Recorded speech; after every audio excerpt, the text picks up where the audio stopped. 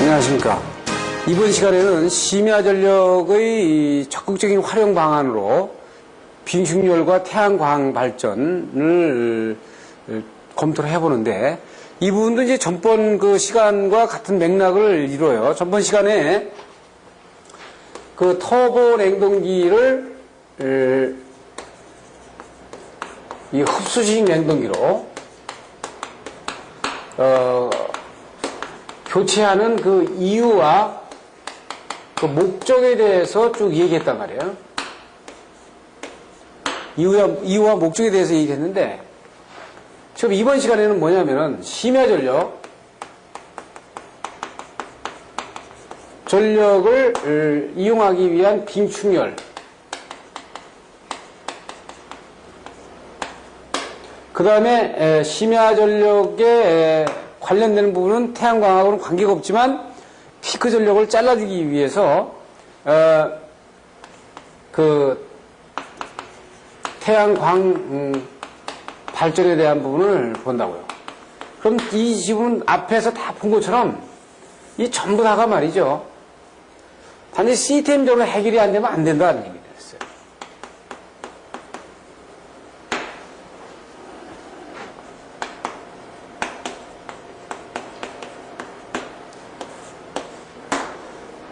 자, 이 빙축열을 아마 제가 알기로는 중앙개발에서 처음에 일본에서 적극적으로 도입이 되니까 상당히 많이 활발하게 영업했다가 이것이 어떻게 있어요? 한전에서 리베이트까지 주고 막 이래도 잘 안 한단 말이에요.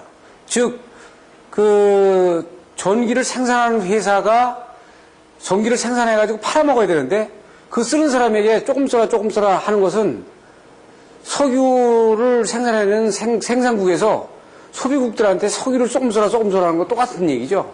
그게 넌센스예요. 그래서 아마 그 한국전력도 이런 부분들을 생각을 많이 하고 있을 겁니다. 그런데 우리나라는 아직까지는 이게 이제 국가적인 차원에서 그 전체의 인프라, 전력 사업이라든지 수자원 사업이라든지 이런 쪽을 국가에서 어느 정도 그 간섭을 하고 나름대로 통제를 하고 계획을 잡아왔던 것이 사실이었습니다. 그런데 이제 앞으로는 지금 뭐 어차피 이제 뭐 철도도 지금 민영화 100% 시킨다고 그러잖아요. 철도도 공무원에서 완전히 민간 회사로 다 넘긴단 말이죠. 그것처럼 지금 한전도 민영화 기점에서 여러 가지 논란이 많습니다만, 만약에 어떤 시점에서 이제 민영화가 되면 한국전력은 전기를 많이 생산해서 되도록이면 많이 써줘야 될 겁니다. 그럴 때는 아마 이 빙축열을 소비자가 만드는데 돈을 리베이트를 준다는 얘기는 아마 생각할 수도 없을 겁니다. 그래서 여기 지금 교재에서 보시면은 지금 달라진 것이 뭐냐면, 한전에서 인터넷에 들어가 보면 이렇게 심야전력을 이용하는 그 프로 차트를 내주고 있는데, 고객이라는 말로 바꿨어요. 아시겠어요? 옛날에는 이것이 뭐냐면 수용가라고 돼 있어요. 수용가. 수용가가 뭐예요? 수용가라는 거는 사용하는 자 이렇게 된 거거든요. 지금 이게 아니거든요. 이게 이제 고객으로 바뀌었습니다. 그래서 제가 알기로 그런 그 공급 규정에 모든 수용가라는 단어를 고객으로 바꿨다. 좀 늦은 감이 있지만 상당히 이건 인식 변화에 상당히 큰 변화가 있었던 것만큼은 사실이다 이렇게 보는 거예요. 그렇죠. 고객입니다. 전기를 써주니까 고객이죠. 고객이에요. 지금 우리가 앞으로도 상당히 많이 변화될 부분이 상당히 그 위에도 많지만, 이거는 물건을 쓰는 사람이 주인이란 말입니다. 그래서 제가 뒤에도 나오겠지만 미국의 NEC에서는 고객이 주인이니까 고객이 편리한 대로 받게 돼 있어요. 그러니까 예를 들어서 우리가 MOF를 한 군데만 받게 돼 있는데 한 수용가에 하나, 미국은 6개로 나눠놨잖아요. 고객이 주니까 당신이 편한 대로 해라. 첫째, 용량이 크면 짜게 해라 이거지. 그래서 만약에 10,000kW 이상이 되면 우리는 1호사로 받아야 되잖아요. 그런데 만약에 10,000kW인데 두 군데로 나눠가지고 5,000kW, 5,000kW씩 해가지고 2만2천원 받겠다 그러면 그렇게 해준다 이거지. 그래서 2개소, 장소가 큰 경우에는 2개소, 뭐 3개소 나눠줄 수 있다 이거지. MOF를. 그리고 어떻게 돼 있어요? 다용도.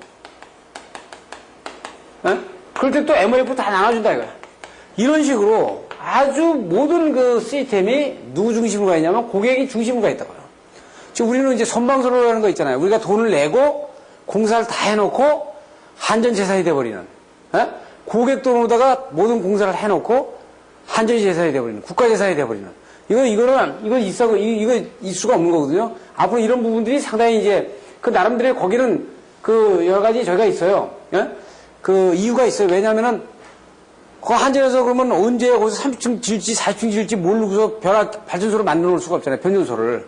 그러니까 그 40층 지른 데서 여기에 대한 선로값은 내라는 거였었거든요. 근데 이때는 그것이 이제 시스템이 바뀌어가지고 전기를 팔아먹는 측에서는 항상 그런 대비를 하고 있다가 수요자가 나타나면 바로 공급이 되는 그런 시스템으로 이제 전환이 돼서 나가야 되죠. 그래서 우리가 심야전력을 사용하는 문제는 국가적인 에너지 합리화 차원이다. 뒤에 나오겠지만 심야전력 지금 안 쓰잖아요.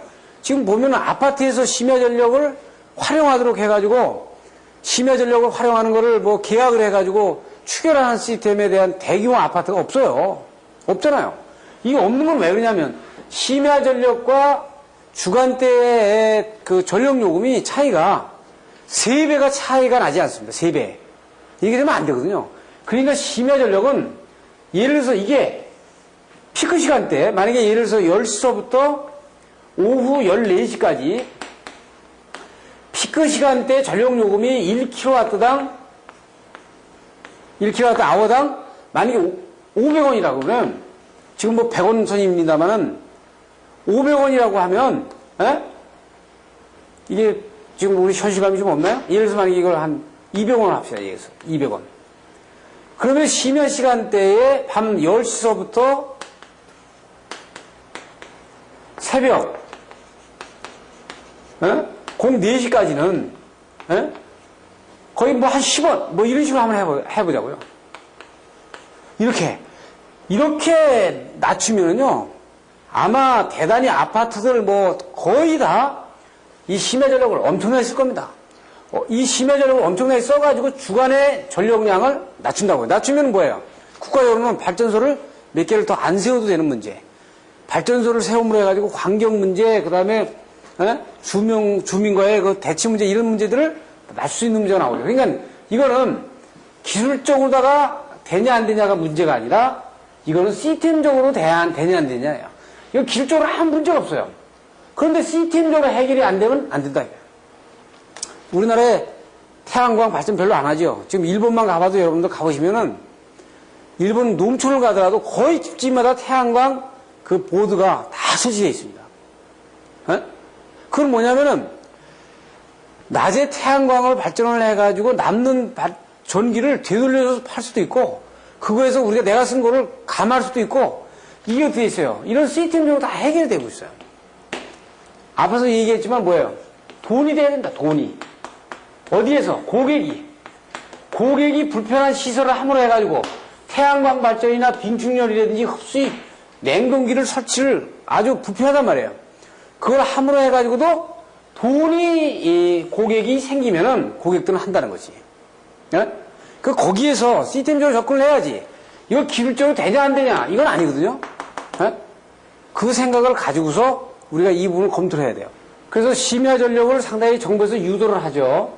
이 유도를 하는 방안은 뭐 여러 가지 그 리베이트를 주고 하는 것보다는 일단 제가 봤을 때는 우리 시스템적으로 봤을 때는 주간 요금과 야간 요금의 차이가 엄청나게 많이 나서 고객이 수용가들이 어떻게 했어요? 심야 전력을 사용함으로 해가지고 상당히 경제적으로 이득이 되도록 만들어주면 일단 쓰지 말라고 해도 그러니까 야간에 그 전력을 쓰지 말라고 해도 쓴다 이런 얘기죠. 예? 그렇게 되면 어떻게 됐어요? 국가적으로는 주간에 이 어쨌든 피크로 걸리는 그 전체의 부하율에 대한 부분을 상당히 밑으로 낮춰줄 수 있는, 이렇게 낮춰줄 수 있는 효과를 가져올 수 있다, 이렇게 보는 거예요. 예? 자, 그래서 지금 보시면은 그런 관점에서 나눠놓고 이 교재로 들어가 보면 이제 여러분들이 직접 심야 전력을 설치하려고 그러면 심야 전력에 대한 그 기기를 설치하려고 그러면 이것은 어떤 절차를 해가지고 공급을 하는지 이런 부분들이 상당히 모르니까 가장 좋은 방법들은 이게 심야 공급 기기 업체를 찾아가지고 체결하도록 되는 거죠. 이번에도 시험에 뭐가 나왔냐면 심야 기기에 사용되는 그 전력 계약하는 전력 방법을 들고 설명하라. 이게 시험 문제 나왔거든요. 작년에 한번 나왔습니다. 그러니까 여러분들은 그 내용들을 내선 규정이라든지 이런 기본적인 거 있지만 기본적으로 이 컨셉을 가지고 가셔야 돼요. 그래서 일반적으로 이제 심야기기 업체를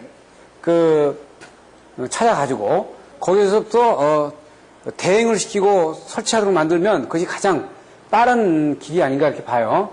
그래서 그 공급 대상에 대한 부분들은 뒤에 이제 자세하게 전력 요금 체제를 가지고 얘기를 하고 있거든요.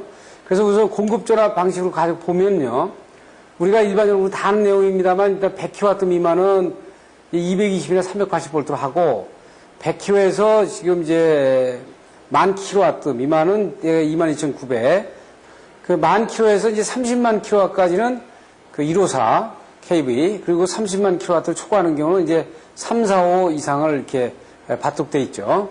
그리고 이제 공급 규정에 보게 되면 전기 설비에서 각각의 설비 중에 큰 것으로다가 계약을 체결하는 쪽으로다가 이렇게 얘기를 하고 있습니다. 외선공사비, 표준공사비 이런 것들은 우리가 이제 참고해서 보시고요. 심야전력 요금 체계는 심야갑은 지금 사용 전력 요금이 20kW당 24만 20전이거든요. 그 주택, 오피스텔, 원룸, 아파트, 병원, 기타 공공시설에 해당이 되고, 을은 지금 기본 요금에 심야 시간대는 26전 20원이고 26원 20전, 기타 시간대는 76원 80전이에요. 지금 보시면은 지금 여기서 약 3배 정도 되네요. 3618에 약 76에 3배 되는데 요게 차이가 더 벌어져야 된다는 거지. 지금 그래서 이게 전기 요금은 이제 국가적으로 다 못 올리는데 국가적으로 이게 지금 그래서 지금 손해가 나는 거 아닙니까? 그래서 200원이다. 그럼 이걸 200원인데 이걸 심야 시간대를 이거 묶어놓는다. 그러면 이 차이가 이렇게 나야 이게 되는 거거든요. 그래서 중대형 건물, 병원, 기숙사, 교회 등이 이제 이 심야전력 을을 받는 거다. 그렇죠? 그 심야전력 기기로는 이제 축열식 난방 온수기가 있고요. 축냉식 난방 온수기. 그래서 종류로는 축열식 난방 온수기는 난방용 온수용. 축냉식은 이제 소형 축냉식 냉방 설비가 있을 수 있다. 이렇게 볼 수 있습니다. 지금 보시면은 심야전력 요금 제도가 나와야 되게 이제 2000년도에 시험에 한번 나온 겁니다. 즉 상시전력과 심야전력을 타임 스위치를 놔가지고 계량기를 딸려 해놓는 방법이 있고요. 이건 심야전력 갑에서 하는 얘기입니다. 그리고 MOF를 2개를 놔가지고 별도의 2개를 놔가지고 이게 어떻게 돼 있어요? 이거 타임 스위치가 필요 없는 거죠. 이건 여기서는 MOF를 2개를 놔가지고 상시전력하고 심야전력을 나눠서 아예 MOF를 따로 나누는 상태예요. 그러니까 빙충전을 놓게 되면 MOF를 따로 놓습니다. 지금 빙충전을 설치하게 되면 예를 들어서 이 MOF가 있고 여기 일반적인 변압기 쭉 가잖아요. 이 가고 빙충전을 하게 되면 여기 MOF, 빙충전용 MOF 해가지고요. 빙충전 밤에 얼음을 얼려둘 거 아닙니까? 소모냉동기 돌려가지고 이 전력은 아예 별도의 MOF를 놔주게 돼 있어요.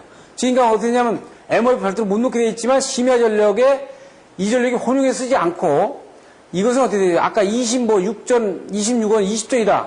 그러면 이 MOF는 26원 20전만 계산하는 거예요. 그러니까 밤에 이쪽 전력으로다가 쓰면 안 되지. 그러니까 이건 완전히 회로가 분리가 되어 있어야죠. 그래서 그렇게 MOF를 분리하는 방법. 이게 빙충전을 쓰는 방법들이 이런 방법을 써요. 그 다음에 모자 거래는 지금 보면 MOF 하나에 상시전력 가고 여기서 돼 있어요. 타임 스위치 나가지고 별도의 계량기. 그러니까 여기에서 이쪽 계량기 나중에 계산해가지고 여기서 합산해서 빼주는 거죠. 심야전력으로 하는 거예요. 이게 심야전력 100kW 미만에서 모자 거래를 쓰는 방법을 쓰고 이것도 심야전력 100kW 이상에서는 이제 MOF를 두 대는데 병렬을 놓는 것이 아니고 별도로 나가지고 놓는 방법입니다. 이제 을에서는 지금 타임 스위치를 놔가지고 심야 전력에 쓰는 부분들에 대한 별도로다가 이제 그 계산하는 방법이고, 상시. 그래서 이것도 이렇게 내용을 보시면 됩니다. 이것도 모자거래. 을에서 얘기하는 얘기예요. 100kW 이상. 자, 여기서 보면 문제는 여기서 우리가 조금 하나 짚고 넘어갈 거는 그 태양광에서 나오겠습니다만은 이게 전력량계 MOF가 있으면은요, 이 판매 전력량하고 구매 전력량하고 별도의 계량기를 일부는 나눠놓거든요.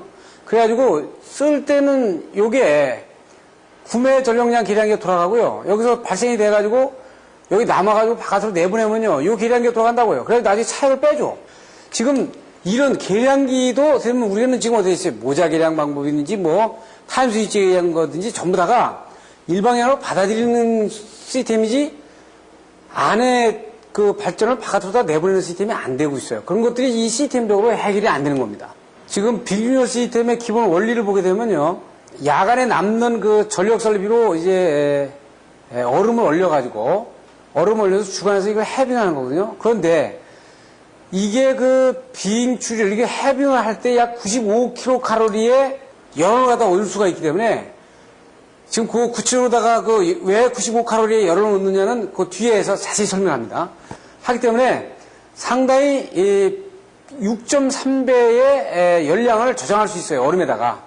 그렇기 때문에 그 심야 전력의 값싼 전력으로 얼음을 얼려가지고 6.3배의 열량을 끄집어낼 수 있기 때문에 아주 그 냉각에 대한 그 터보 냉동기 칠라의 용량을 많이 줄일 수 있는 그런 효과를 가져올 수 있죠. 그래서 일반적으로 야간 재빙 시간은 밤 11시서부터 아침 7시까지, 주간의 해빙 시간은 7시부터 오후 7시까지 이 해빙을 하는 시스템을 쓴다고요.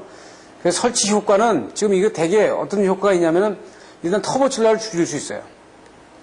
그래서 터보 칠라를 아예 설치 안 하는 것이 아니라 이게 만약에 1000USRT를 설치했다.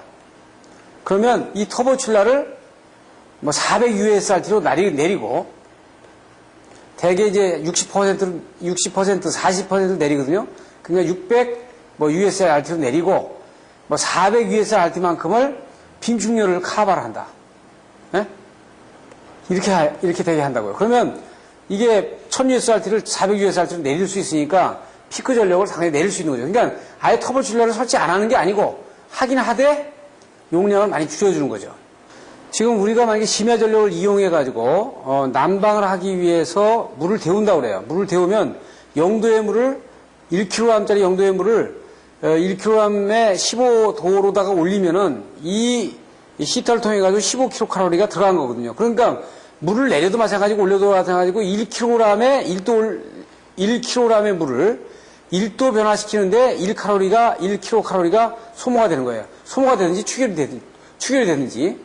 그런데 요거 0도씨의 물을 갖다가 0도의 얼음물에다가 딱 만들어버리면은 80kcal의 온도의 변화가, 이 칼로리의 변화가 있단 말이에요.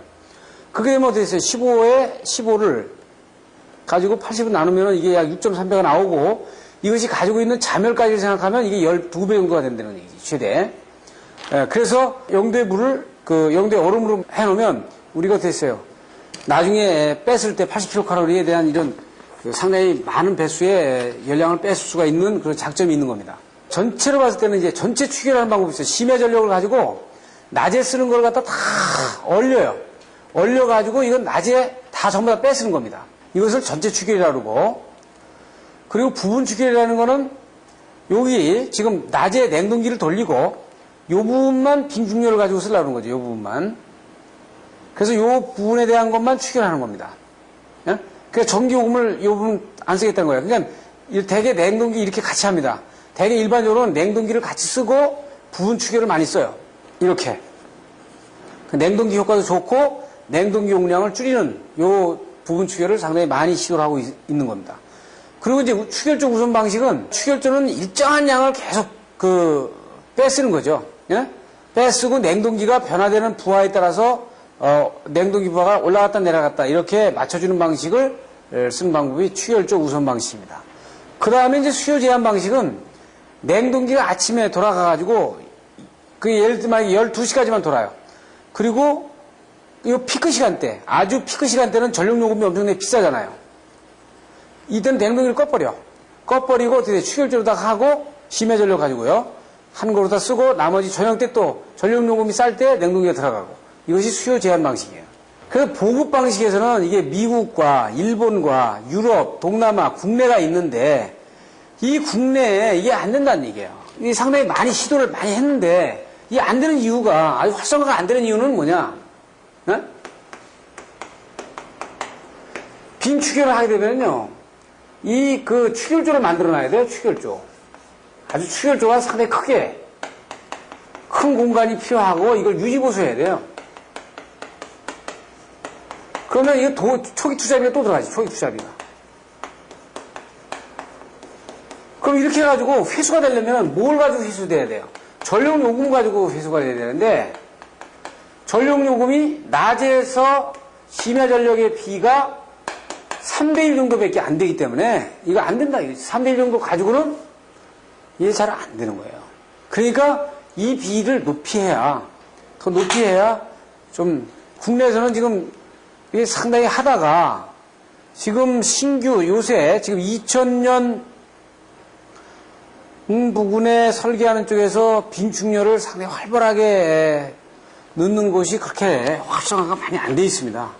지금 처음에는 아주 의욕적으로 하다가 지금 이런 부분에서 그러니까 항상 그 모든 분들이 다 아는 얘기인데 그러니까 이거 요금을 올려야 되는데 난 요금을 올려야 되는데 뭐 시민단체 국가에서는 또 정부 물가 수요 관리 뭐 이것이 되니까 이게 안 되잖아요. 그러니까 이거를 어떻게 돼요? 이거를 자율경제 손에다가 놔야 돼. 에? 그러니까 전력요금도 전력경제에 따라서 요금이 올라갔다 내렸다 할 수 있고 이렇게 돼야 이 심야 전력에 대한 이 시스템이 궁극적인 목표를 달성할 수 있다 이렇게 볼 수 있는 겁니다.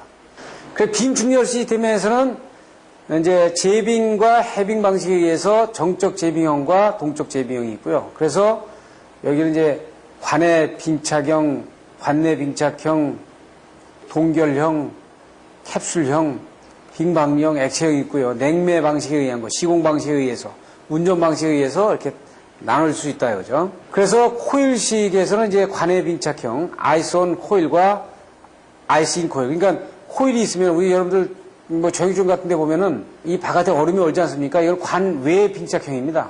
그리고 관이 있으면은 관 내에 얼리는 방법이 있어요. 이 관 내, 큰 관 내. 그래가지고 관 내에 얼려가지고 돼 있어요. 이 관 내 안에서 물이 왔다 갔다 하도록 만든단 말이에요. 이거는 바깥에서 물이 왔다 갔다 하는 거고. 그래서 관외 빙착형이 있고요. 관외 빙착형은 그 냉각 파이프가 있으면 냉각 파이프 바깥에 이제 얼음이 얼리게 하는 방법입니다. 그리고 관 내는 관을 크게 해가지고 됐어요. 관 안에서 얼음이 얼고 안에서 그 해빙되는 물이 왔다 갔다 할 수 있도록 이렇게 하는 방법이에요. 그래서 이 관내 빙착형 그림을 보여주고 있고요. 관 내에는 지금 이렇게 파이프가 이거거든요. 이렇게 파이프가 이렇게 되고 물이라는 뜻입니다. 물 이게. 예? 해빙일 때는 어떻게 되죠? 파이프가 이렇게 되면 물이 점점 녹이는 거죠. 얼음을 이렇게. 그리고 여기 물을 말하는 거예요. 그러니까 파이프는 어떻게 있어요? 바깥에 고정 파이프는 바깥에 이렇게 되는 거지. 네. 이렇게 하시면 돼요. 그래서 이제 완전 동결형은 이제 전체를 다 얼려버리는 거죠. 추결조 전체를. 캡슐형은 아이스볼 같은 경우를 많이 쓰는데 이게 가장 많이 쓰는 방법이 이제 캡슐형입니다. 지금 보시는 것처럼 이런 그 아이스볼이 있으면 이거를 갖다가 어떻게 돼요? 추결조 안에다가 이 캡슐을 갖다 다 집어넣는 겁니다. 이렇게. 그래가지고 여기를 어떻게 해서 이걸 얼려요. 얼리면 이 안에 물이 들어가 있거든요. 물이 들어가서 이게 볼록볼록한데 예, 녹았을 때는 이게 체력이 줄어들었다가 얼면은 이게 튀어나오겠죠. 그래가지고 다시 다 얼린 다음에 이 사이를 물을 통과하게 만들면 이 얼음이 녹으면서 그 열이 이 물로 전이가 되겠죠. 그렇게 되면서 이것이 어떻게 점점 안에서 녹게끔 되어 있는 거예요. 이것이 아이스볼형이 가장 많이 쓰는 방법입니다. 이거 캡슐형을 이렇게 할 수도 있어요. 이렇게. 평 캡슐료. 이렇게 하는 경우도 있다는 걸 보여주고 있고요. 빙방형은 얼음을 얼려가지고 밑으로다가 깎아내리는 겁니다. 즉, 어떻게 되냐면, 그 위에서 만약에 얼음을 얼려가지고 이걸 깎아내려요. 깎아내리면 이 얼음에 그 깎아내린 그 얼음들이 쌓일 거 아닙니까? 그럼 이 공간이 있으니까 여기다가 물을 통과시키면은 쉽게 녹이거나 물이 쉽게 통과할 수 있는 부분이 보이는 거죠. 이것이 빙방리형을 말하는 겁니다. 액체식 빙생성형은 이제 직접식과 간접식이 있는데 이건 부분 일반적으로다가 많이 사용하지 않는 방법이기 때문에 여러분들이 참고만 하시고요. 그래서 아이스볼 시스템이 가장 많이 씁니다. 지금 보시면은 그 캡슐형 중에서도 이 아이스볼을 가지고 축열주에다 넣어서 쓰는 방식을 가장 빙충전에서 많이 쓰기 때문에 이 방법을 집중적으로 여러분들이 좀 보시면 되겠어요. 이것은 물을 통과하기가 좋기 때문에 특별한 제빙이나 특별한 해빙 열교환기가 필요 없잖아요. 그렇기 때문에 이게 유지관리라든지 공사와 설계 아주 간편하고 시스템의 신뢰성 및 관리가 아주 용이합니다. 그렇기 때문에 아이스볼형을 상당히 가장 많이 쓰는 방법이에요. 그러니까 특히 시공성과 유지관리성에서 가장 큰 장점을 가지고 있다는 얘기입니다. 그래서 아이스볼은 외부 재질은 플라스틱으로 되어 있고요. 내부는 증류수와 무기물질로 돼가지고 제빙이 용이하도록 되어 있어요.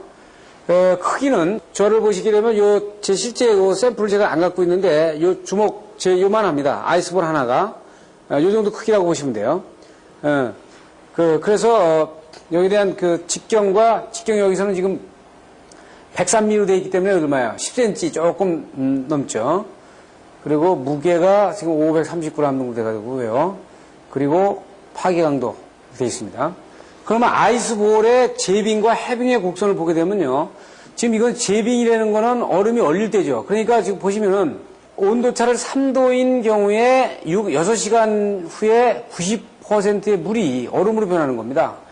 그러니까 여기 지금 그 2라는 거는 지금 이 곡선 있잖아요. 이 곡선은 3도씨의 만약에 온도차를 가지고 있다.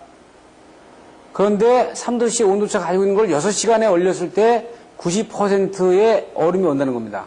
그러니까 만약에 예를 들어서 그 1번은 어떻게 돼 있어요? 지금 2도씨의 온도잖아요. 만약에 지금 5번 같은 경우 곡선이 6도씨의 온도차를 가지고 있다. 6도씨의 온도차를 가지고 있는 경우에는 90%의 얼음을 얼리게 하려면은 3시간만 얼리면 된다는 얘기죠. 그러니까 어떻게 있어요? 온도차를 상당히 많이 하면은 빨리 얼려지는 거죠. 그렇죠? 당연하겠죠. 온도차를 적으면 적은 대로 적게 얼려지는 거고. 예. 그리고 이제 녹는 거를 보게 되면 이건 해빙이거든요. 해빙은 마찬가지입니다. 6번 곡선은 지금 어떻게 있어요? 8도차. 온도차가 8도차 되는 부분은 5시간의 온도차를 가지고 있으면 95%의 얼음이 물로 돼버린다는 거예요. 예. 예? 이 곡선입니다. 그러니까 제빙과 해빙에 대한 그 시간 곡선을 봤습니다. 자, 시스템의 운영은 이렇게 지금 볼 수 있어요. 터보칠러가 있어야 일단은 심야 전력을 이용해 가지고 이 심야 전력을 일단 서프라이 하는 겁니다. 심야 전력을 써서 일단 얼음을 얼리잖아요. 그러니까 시스템 구성을 보면은 지금 보면 터보칠러가 있어야 되고 쿨링 타워가 있어야 되고요. 터보칠러는 쿨링 타워가 반드시 필요하니까. 그리고 이게 이제 축열조입니다. 이게 이제 아이스볼을 보면 이게 아이스볼이 여기 들어가 있는 거죠. 그리고 이게 이제 열교환기죠. 그리고 이쪽 라인이 어떻게 돼요? 우리가 필요로 하는 냉각수를 원하는 라인이에요. 이거 가지고 어떻게 했어요? 우리가 냉각을 시키는 겁니다. 우리가 냉각을 시키는 거예요. 그러면 여기에 어떻게 있어요? 바이패스 라인에 발부가 있어야 되거든요. 반드시. 이거는 바이패스에 발부가 있어야 돼요. 발부가. 여기도 바이패스가 발부가 있어야 되고요. 지금 이 구성들을 여러분들이 반드시 그릴 수 있어야 됩니다. 그리고 이 개념을 가지고 있으면 아주 뭐 그렇게 어렵지 않죠. 이 구성을 가지고서 이제 보자고요. 그러면 그 역할은 저온 냉동기는 얼음을 생성하기 위해서 영하의 온도에서 운전이 가능한 냉동기로서 제빙 기간에는 영하의 온도로 가동되며 주간 시에는 일반 냉동기와 똑같은 상태로. 그러니까 일반 터보칠러하고는 좀 다르죠. 그러니까 영하의 온도에서 운전이 가능한 냉동기가 돼야 된다 이거죠. 제빙을 시키기 위한 거니까. 여러분들 어떻게 일반 우리 터보칠러는요. 영하의 온도에서 돌아가는 게 아니에요. 아시겠어요? 지금 우리가 보통 사무실에서 냉방을 시키는 걸 막 영하로다 내려가는 게 아니잖아요. 사무실 온도를. 보통 18도면은 뭐 12도, 이 정도로 내리는 거기 때문에 터보칠러라도 이게 저온 냉동기가 돼야 되고요. 냉각탑, 쿨링타워가 있어야 되죠. 축열조 있어야 되죠. 열교환기 있어야 되고 자동 밸브가 있어야 된다. 그러면 이제 시스템 운영을 볼까요? 지금 운전을 보게 되면은 저희들이 이제 이렇게 파워포인트를 만들므로 해가지고 저희들한테 와서 강의를 받을 때는 아주 시각적으로도 아주 완벽하게 볼 수 있고 여러분들도 상당히 시각적으로 아주 좋은 상태로 대한민국에서 최초로 이런 어떻게 보면 강의의 느낌을 가져가는 겁니다. 그렇기 때문에 상당히 이 강의 속도가 빠르고 많은 양을 하더라도 여러분들이 굉장히 이해 속도가 굉장히 빠른 효과를 가져올 수 있어요. 지금 시스템의 운전을 볼까요? 추결 운전은 자 밤에 심야 전력을 이용해가지고 이 저온 브라인드 터보 칠러가 돌아가는 겁니다. 돌아서 바이패스에 보게 되면 이쪽은 끊어놓은 거죠. 끊어놔서 이쪽은 아웃시킨 겁니다. 이쪽은 연결이 안 된 거예요. 그렇기 때문에 이 칠러가 이렇게 돌림으로 해가지고 됐어요. 여기에 아이스볼을 얼리는 겁니다. 그래서 냉동기는 저온 마이너스 4.4도 이하에서 가동이 돼가지고 이 안에 추결조 안에 아이스볼을 얼리는 거가 되는 거예요. 이것이 추결 운전입니다. 그러니까 추결 운전은 요거는 어떻게 되어 있어요? 심야에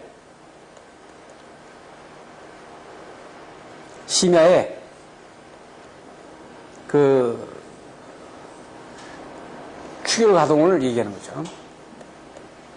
지금 해빙 단독은 이 터보칠러 쪽은 가동을 안 하고요. 여기 가동을 안 하고 여기에 아이스볼이 얼려져 있는 것을 녹이면서 이 열교환기를 통해 가지고 냉각을 하는 거죠. 그래서 요것이 어떻게 있어요? 요거는 낮에 이 추결조를 가동하는 거나 마찬가지입니다. 그럼 만약에 이 추결조가 가동이 약하다 할 경우는 어떻게 할 거냐? 동시 운전하는 거예요. 이 추결조는 추결조대로 해빙을 하고 칠러는 이 칠러대로 또 같이 움직여가지고 같이 돌아가지고 돼 있어요.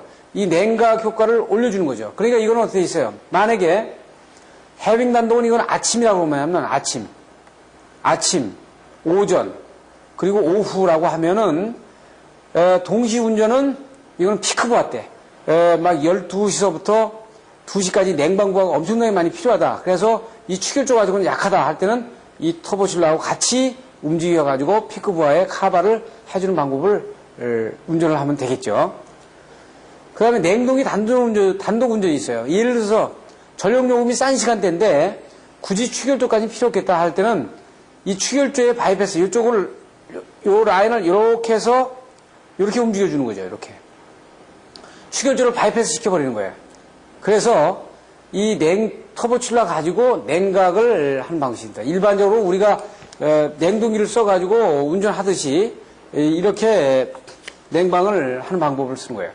지금 보시면 이게 네 가지가 같은 의미로 같은 시스템에서 움직여지는 부분을 볼 수 있어요. 그러면 이것을 조금 전에 우리가 봤던 내용을 좀 다시 한번 봐야 되는데, 즉 이 내용은 지금 앞에서 본 것처럼 심야 추결을 해가지고 이 추결조를 전부 다 녹여서 가동할 거냐, 그리고 심야 추결을 구분해가지고 냉동기와 추결조를 같이 가동할 거냐, 그리고 추결조는 일정하게 가동을 하고 냉동기를 변화시킬 거냐, 그리고 추결조를 피크 시간대에 가동을 주로 하고 냉동기는 값이 싼 때 할 거냐. 지금 이 부분하고 어떻게 있어요? 뒤에서 얘기한 내용하고 가동도 하고 같이 묶어주면 같은 답이 되겠죠. 같은 흐름에 대한 내용이 될 겁니다.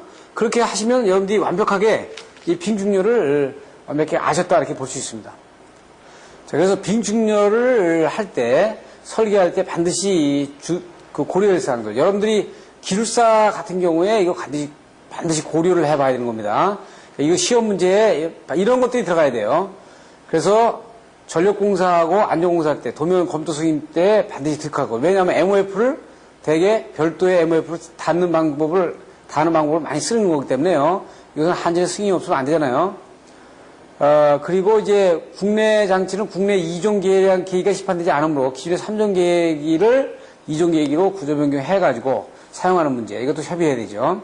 그 심야 전력은 한국전력공사하고 협의를 하는데 그쪽에서 인정하는 빙중렬 기기를 써야 되기 때문에 이런 부분들이 좀 있어요. 이것들도 상당히 조금 앞으로는 좀 많이 좀 변화가 돼야 될 내용 중에 하나입니다.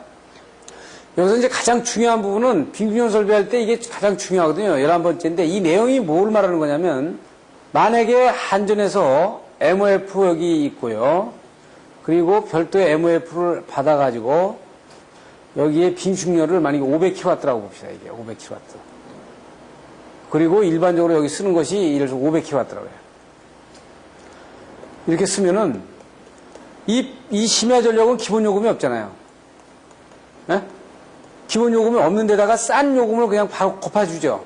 근데 모자계량식으로 하면은 이게 이런 식이 아니고 MOF하고 봐서 여기 타임 스위치를 놔가지고 여기 킬로와트 메다를 놓든지 MOF를 놔가지고 여기에 빙축열을 500kg 쓴다고 그래. 500kg를 쓰고 이렇게 500kg를 쓰면은 이 MOF를 할 때 기약할 때 이 500kg가 이 안에 기본 요금으로 들어가 버리잖아요. 기본 요금으로 들어가 버리잖아요. 이때는 모자 계량식으로 하게 되면 그러니까 이게 단독 계량으로 하는 것이 기본 요금을 손에 안 본단 말이에요. 그렇기 때문에 이거를 그 한전 측하고 한전 측에서는 어떻게 돼 있어요? 수용가가 손해를 보니까 단독 계량 방식을 하도록 이렇게 하고 있죠. 그래서 그 이외에 이제 관련 법규라든지 내선 규정, 충냉식 이런 부분들에 대한 설계 시공하는 문제를 반드시 우리가 고려를 비교해서 해봐야 된다는 것을 여러분들이 검토해야 됩니다. 그러니까 11번째가 가장 중요한 부분이에요. 대개가 MOF를 별도로 놓습니다. 자, 태양광 발전 시스템을 보면은요.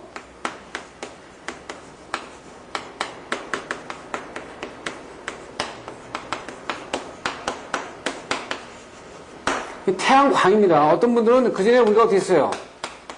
태양열이라고 그랬는데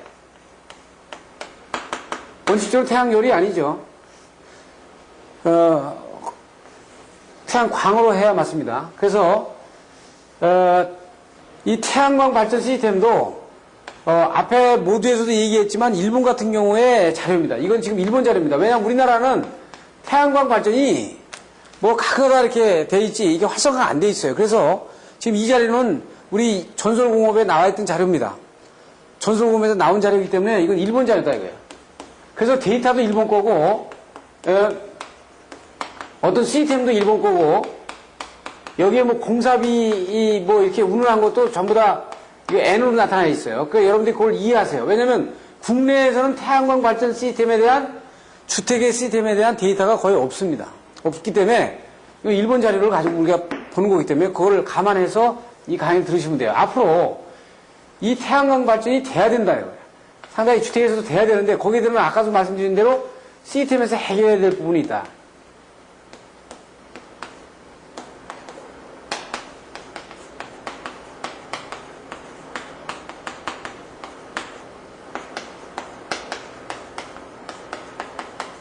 크다는 거죠. 시스템에서 해결해야 될 부분이 커요. 그래서 그거를 전제해서 나눠놓고 이 내용을 잠깐 보도록 하겠습니다. 자, 우리가 아는 것처럼 태양광은 지구환경이 이 환경 문제가 있기 때문에 태양 에너지를 이용하도록 하고, 그래서 일본 같은 경우가 지금 보면 그 급탕의 에너지가 3분의 1, 난방의 3분의 1, 조명대의 3분의 1이 들어간다는 거거든요. 그래서 대개 이 난방에 대한 부분, 이 밤에 이 난방에 대한 부분만을 빼도 3분의 1 정도로 커버하는 거죠. 태양광으로 하게 되면 3분의 1 정도를 커버하는 거예요. 그래서 여기에서는 이제 태양열로 인한 급탕, 단열을 아주 기밀하게 하고요. 태양광 발전을 하는 거죠. 그래서 태양광과 태양열은 좀 다릅니다. 태양광에 의한 발전이고요. 태양열에 의한 건 급탕입니다. 물을 데우는 거. 그러니까 태양열로 인해서 열을 받아가지고 물을 데우는 거는 급탕에 되는 거고 태양광에 의한 건 발전이고 그렇게 돼요. 그러니까 여러분들이 보시면 발전말을 쓰려면 발전 태양광의 말을 써야 되고요. 태양열을 쓰면은 태양열 급탕 이렇게 써야 됩니다. 이렇게 써야 이게 맞는 말이에요. 네. 그러니까 여기서는 우리가 태양열 급탕은 지금 얘기를 안 하고 태양광 발전에 대한 것만 지금 우리가 얘기를 하는 거니까 여러분들이 그렇게 보시면 되겠어요. 그래서 태양광 발전 시스템에서의 그 문제가 지금 이제 바깥에 이제 미관 문제, 방수 문제 이런 것들이 있는데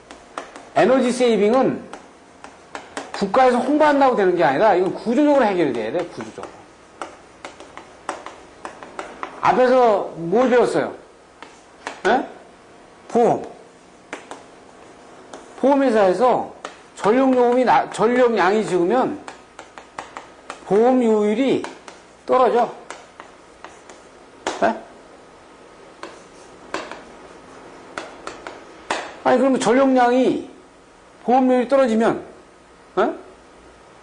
이 에너지 세이빙하고 또 물려가지고 말이죠. 이거 보세요. 지금 전력요금 안 써, 전력요금 떨어져, 요금, 보험료 떨어져, 이러면은 아마 국가에서 에너지 전략하자, 뭐 에너지를 전략합시다, 이런 얘기를 안 하더라도 엄청나게 떨릴 거예요. 네, 그런 부분들을 지금 우리가 볼 수 있는 거예요. 그래서 주택용으로다가 스코프를 딱 좁혀가지고 태양광 발전 시스템을 적용한 거와 실제 또 발전 생산량에 대한 일본 데이터를 좀 보면서 우리가 그 태양광 발전에 대한 실제적인 어떤 감각을 가져보자고요. 이거는 뭐 이제 소음이라든지 그 다음에 입지의 어떤 제약, 배출가스가 전혀 발생하지 않으니까 상당히 앞으로 우리가 상당히 그 고려를 해봐야 될 발전 시스템입니다. 그런데 이것이 계속적으로다가 얘기가 되지만 이게 사회적으로 될 수 있는 그런 부분으로다가 구조적으로다가 될 수 있는 그 가능성을 놔줘야 되거든요.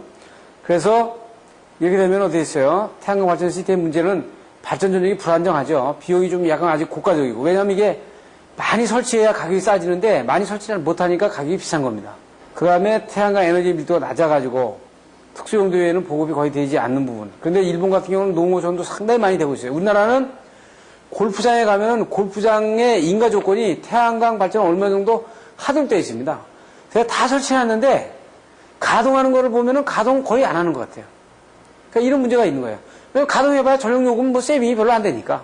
지금 대체로는 이제 이런 계통 연계 시스템, 발전 전력이 모자랄 경우에 사용 전력을 구입하는 방법, 남는 거는 매도하는 거, 이게 우리가 안 되는 거죠, 지금. 그래서 지금 태양광 발전 시스템의 설치 효과에서는 피크카트 절전 효과도 있고, 그 어떤 그 발전소, 원자력 발전소나 이런 발전소에 증가되는 전력량을 대체해가지고 발전소를 그 설치해야 되는 이런 문제를 다 줄일 수가 있죠. 지금 아마 이 뒤에 나옵니다만 그걸 좀 잠깐 먼저 보면은 지금 일본의 경우입니다만 지금 97년에서 98년으로 가면서 봐서요. 그럼 사용 전력량이 이렇게 많은데도 지금 태양광 발전을 지금 설치하는 데는 지금 어디 있어요? 구입 전력량이 거의 없지 않습니까? 구입 전력량이 없다는 얘기는 거의 무료로 쓰고 있다는 얘기죠. 지금 이런 데이터를 보게 되면 이게 상당히 아주 대단한 그 한전에서 만약에 역손 정도만 가능하다면은 그래가지고 그거를 똑같은 단가로 사준다 그러면은 상당히 그 태양광을 쓰는 입장에서는 상당히 유리한 거죠. 예를 들어서 지금 일본 같은 경우는 4kW의 태양 발전을 한 가정이 설치했을 경우에 석유를 약 1년에 연간 약 974리터를 이렇게 절약한다고 이렇게 나와 있습니다. 그러니까 한 세대당 그렇으니까 이게 이 세대를 전체를 치면 엄청난 거죠. 그래서 일본은 가보면은 제가 그 전에 그 안 정보로는 뭐 50%인가를 지원해준다 그랬어요. 태양광 발전 설비를 하면, 왜냐하면 수요를 창출해야 이 제작 메이커가 기술 개발하잖아요. 기술 개발해야 그걸 가지고 수출하잖아요. 예? 그래야 일본의 태양광 발전 시스템의 업체들이 경쟁력을 갖는다고요. 그러니까 뭐 설치비의 반 정부에서 대주죠. 전력요금 거의 무료로 쓰거나 마찬가지지. 전력요금 사주지 하면은 아마 태양광 발전을 엄청나게 쓸 겁니다. 우리나라는 이런 부분들에서 상당히 제도 면에서 우리나라가 규제 완화해야 되고 정비가 돼야 되는 거예요. 지금 일본 측의 자료인데도 이러는데 우리 한국은 이런 것들이 선행이 안 되면 아무리 제품 좋게 만들고 홍보를 많이 하고 그래도 안 해요. 왜냐면 그 귀찮게 해가지고 전력요금 효금도 효과가 별로 없고 뭐 1, 2년 괜히 유지 관리하다가 못 쓰게 되면 흉물스럽고 그러니까 안 하는 거죠. 예? 이런 부분에서 제도적으로다가 접근이 가능해야 돼요. 그래서 제도면에 이제 환경 정비의 그 항목을 이제 여러분들이 참고해 보시고요. 이건 일본 자료입니다. 일본 자료예요. 경우. 그리고 지금 보시면은 이게 주택용 태양광 발전 도입 기반 정비 사업과 관련된 보조금 교부 결정이에요. 그러니까 정부에서 보조금을 이렇게 많이 준단 말이에요. 지금 보면 98년도에 94년도에 건수로 보면 엄청나게 많이 주지 않습니까? 보조금을 주어서 설치하도록 하니까 제작 메이커도 경쟁력이 생기고 기술 개발하고 설치한 그 주택가는 전기요금 그냥 쓰고 정부에서는 피크 전력 낮추는 경우가 생기는 거고 발전소를 안 세워도 되고 아주 세 쪽이 다 좋은 거죠. 그러니까 제작 메이커 쪽 좋고 사용하는 주택 쪽 좋고 정부 측이 좋고 이렇게 되기 때문에 상당히 아주 강력하게 드라이브를 해요. 그래서 일본은 여러분 여행을 해보시면은 시골 같은 데 가도 거의 집마다 태양광 발전 보드를 설치를 많이 해놓은 모습을 많이 볼 수 있습니다. 우리나라는 거의 없잖아요. 몇 가까다 드문드문 있지만 경제적인 이득이 그렇게 없기 때문에 확산이 늦은 겁니다. 구체적인 이해는 이제 태양 전지 모듈을 설치하고 파워 컨디셔너를 설치한 부분을 볼 수 있는데 지금 이제 태양 모듈을 설치하죠. 그리고 파워 컨디셔너 이거는 이제 DC를 AC로 또 안쪽에 바꿔주는 문제죠. 그리고 문제는 이제 구매 전력용 계량기가 따로 있고 판매 전력용 계량기가 따로 있어가지고 여기 발전량을 발전을 했는데 이 주택에서 쓸 필요가 없다. 그럴 때는 한전으로다가 판매를 하도록 되면 이 계량기를 계산해가지고 나중에 구매 전력량하고 상계를 시켜주는 이렇게 시스템이 돼야 되거든요. 그리고 판넬은 이제 설치하기 좋게끔 소규모로 해서 지방제로 이렇게 설치하도록 소규모로 이렇게 잘라놓은 세퍼레이트 해놓은 부분을 이렇게 볼 수 있습니다. 그래서 지붕제형 태양전지 모듈로 볼 수 있고요. 그래서 보면은 이 전력 변화는 파워 컨디션의 전력 변화는 출력이 클수록 거의 한 1000W 이상이 돼야 변환 효율이 상당히 아주 96% 크잖아요. 이게 효율이 이 출력이 적게 되면 효율이 떨어지는 부분을 볼 수 있어요. 근데 어떻게 돼요? 보통 1000W 이상만 되면 거의 포화돼 가지고 96%의 변환 효율을 갖고 있는 걸 볼 수 있습니다. 그리고 접속함, 시공 부재 설치를 갈 수 있고 설치 이해를 보게 되면 이건 지금 앞에서 말씀드린 대로 일본의 이해입니다. 그래서 97년 3월 말에 그 가동을 했는데 97년도하고 98년도, 99년도의 발전량을 보면은 98년도에는 이때는 좀 낮았습니다만 97년도부터 점진적으로 99년도로 이렇게 발전량이 올라가는 부분을 볼 수 있죠.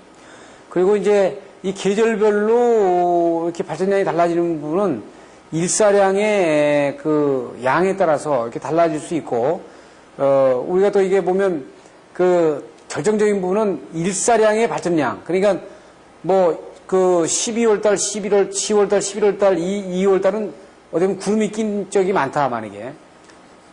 눈이 오는 적이라든지 이렇게 많으면 요번에는, 요때는 발전량이 상당히 적은, 상대적으로 더 적은 부분을 나타낼 수 있겠죠. 그리고 이제 월별 적산 일사량과 발전량의 관계를 데이터를 내주고 있는데, 우리 한국에서는 이런 데이터가 지금 없는 거죠. 그러니까 지금 세모표는 지금 99년도, 동그라미 먹은 지금 97년도, 파이트는 98년도인데 지금 이 세모로 해가지고 발전량이 상당히 증가되는 부분을 볼 수 있습니다. 적산 일사량에 비해서 상당히 많이 증가되는 부분을 볼 수 있죠. 그래서 이제 보급에 따른 과제는 보시면은 이게 표준화가 돼야 되거든요. 그러니까 각 메이커에서 나오는 것마다 다 같아가지고 표준화가 돼야 엄청나게 단가를 내려갈 수 있어요. 많이 설치할 수 있고 손쉽게 설치할 수 있고 그죠? 각종 발브라든지 파이프라든지 파워 컨디셔너라든지 이런 것들이 아주 표준화가 돼야 되는. 그 표준화 되려면 상당히 많이 설치돼야 되죠. 다양하게 설치돼야 돼요. 그래서 다양하게 설치돼야 경쟁력을 가는 겁니다. 경쟁력을. 같죠? 그러니까 그런 부분에서 지금 우리가 조금 고려를 좀 해봐야 되는 부분이고, 그래서 최근에는 그 태양열을 가지고 집광을 해가지고 집열을 해가지고 이 파이프에 그 온수를 갖다가 데우는 거는 이거는 파이프가 돌면서 되어 있어요. 여기에 그 이물질이 끼고 해가지고 이건 거의 좀 시간이 지나가면 이 가동성이 떨어지기 때문에 이 방법을 쓰지 않는 겁니다. 그래서 지금 태양광으로 해가지고 집광을 해서 이거를 전기적인 에너지를 변환해서 DC로 이거를 AC로 변환시켜가지고 가정에 쓰고 송출하도록 이렇게 되는 거죠. 그래서 지금 이런 부분에서 이제 이 태양열 급탕 방식은 거의 이제 그 축소가 돼가고 태양광 발전 방식을 많이 쓰는 겁니다. 그래서 이 데이터를 지금 보게 되면은 지금 발전량 추이를 보고요. 지금 약 보면 태양광 발전이 총 사용량의 그 수전량의 지금 한 3분의 1 정도가 되지 않습니까? 지금 3분의 1 정도를 지금 그래프를 나타내주고 있어요. 이 그래프에서 보시는 것처럼 조금 전에 설명한 것처럼 태양광 발전을 활발하게 한 그 사용을 활발하게 한 결과 지금 그 사용량에 비해서 구입 전력량을 거의 제로로 가져갈 수 있는 그런 상황을 보여주고 있는 겁니다. 지금 보신 것처럼 태양광과 빙축열, 흡수익 냉동기 모두가 계속적으로 다 시스템적인 문제에서 지금 부딪히는 겁니다. 우리 같은 경우도 국내에서 기술이 부족해서 안 되는 경우는 거의 없어요. 그래서 앞으로 이 부분은 우리가 이제 관련 기관과 이런 분들이 상당히 좀 더 인식을 달리하고 그리고 그 어떤 규제에 의해서 컨트롤되는 게 아니고 자율 경제에 의해서 컨트롤되는 그런 그 어떤 그 전력 시장에 대한 시스템이 바뀌면서 이 부분은 활발하게 적용이 되리라 볼 수 있습니다. 그러니까 우리는 여러분들이 기술사 공부하면서 이런 부분들의 패턴을 느끼고 그다음에 여기에 대한 부분을 정리를 해주시는 것이 상당히 좋을 것 같습니다. 이것으로 태양광 발전과 비중열 시스템에 대한 부분을 마치도록 하겠습니다. 감사합니다.